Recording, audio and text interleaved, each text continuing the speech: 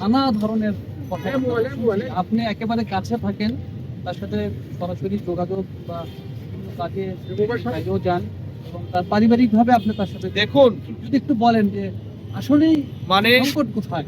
রাজনীতি এমন একটা জিনিস, মানে একজন আগামীর নেতা, মানবিক নেতা, বিএনপির অ্যাক্টিং চেয়ারম্যান জনাব তারেক রহমানের ভালো দিকগুলো হয়তো নিন্দুকেদের সহ্য হয় না।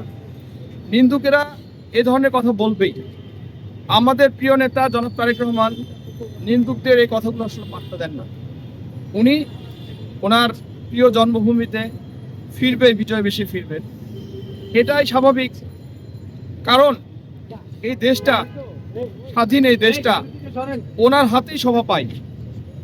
ওনার বাবা ছিল স্বাধীনতার ঘোষক, ওনার মা ছিল তিনবারের প্রধানমন্ত্রী, যার জন্য আপনারা সারাক্ষণ এখানে বসে আছেন। সেই নেত্রীর ছেলে হচ্ছে আমাদের প্রিয় নেতা জনাব তারেক রহমান।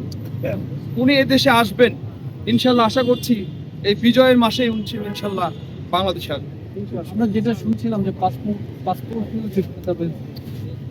এই বিষয়গুলো আসলে শোনেন, আসলে আমি একটা কথা বলি, জনাব তারেক রহমান এমন একজন ব্যক্তি, উনি